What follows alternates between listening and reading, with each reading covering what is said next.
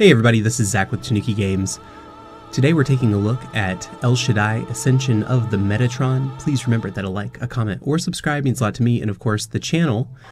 El Shaddai was released on the Xbox 360 and the PS3 in 2011. It was developed by Ignition Entertainment. El Shaddai is one of those games that I've heard a lot about, but I could never find a copy until last week. El Shaddai has a dedicated following and very passionate fans. Recently, a spiritual successor for the game has been announced called The Lost Child. Now seems like the perfect time to check out El Shaddai. The story of El Shaddai is a bit convoluted. The story is lifted from an ancient Hebrew work, the Book of Enoch. Enoch is the silent protagonist you play as. He's an angelic scribe who is called upon to save humanity. Enoch is sent to take down 7 fallen angels. The fallen angels have given knowledge to man, and Enoch's boss is not happy. He and his partner, Lucifer, travel through different planes of existence trying to defeat each of the 7 angels. Beyond this, the story is fairly minimalistic. Towards the middle of the game, some extra characters are introduced, but there isn't much development of the characters or their motivations. The ending of El Shaddai will give most players whiplash with its abrupt ending. While El Shaddai's story does deal with some heavy themes like the afterlife and faith, it does find time to be irreverent in that particularly Japanese way. The gameplay in El Shaddai is a unique blend of arena combat and platforming. The combat is similar in some ways to Okami, with tight, circular arenas where you'll need to fight your way out of to continue the journey. It also resembles Devil May Cry and God of War with flashy air combos and multiple weapon types. There is no life bar in El Shaddai. You can tell how much life you have left from how much armor is left on Enoch. The distinguishing feature of the combat is that you must steal your weapon from enemies to use it.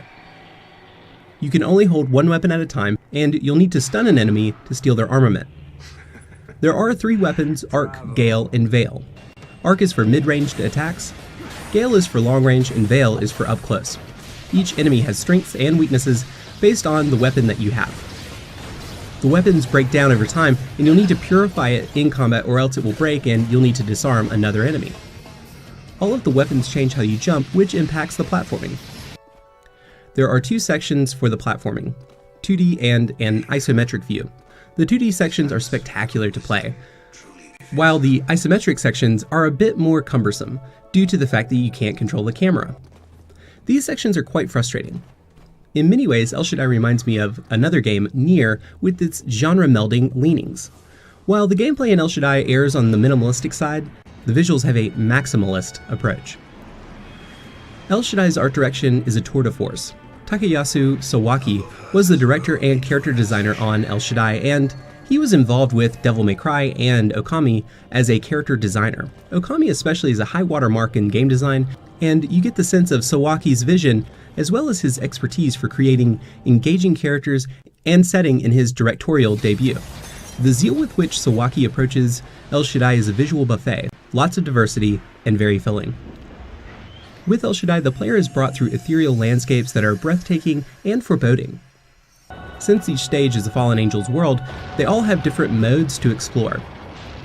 While the game presents a wide variety of visual styles, there is an overarching cohesiveness to it. The colors in the game run the gamut from pastel purples and warm oranges to high contrast neon reds and greens on black plains. The movement in each 2D section is impressive, and the character designs are as well. While Enoch and some of the enemies are designed in a way that I don't identify with, they are all designed with a strong sense of focus.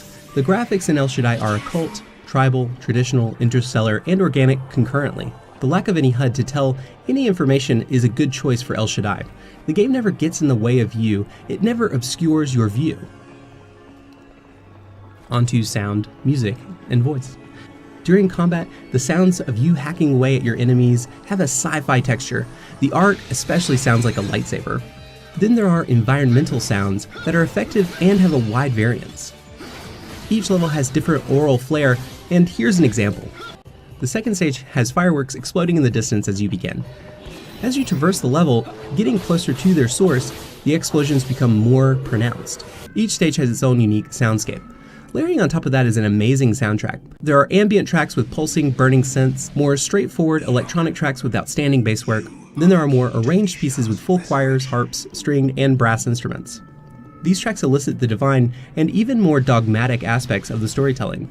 On top of that, there are tracks with more West African tonalities that are very interesting.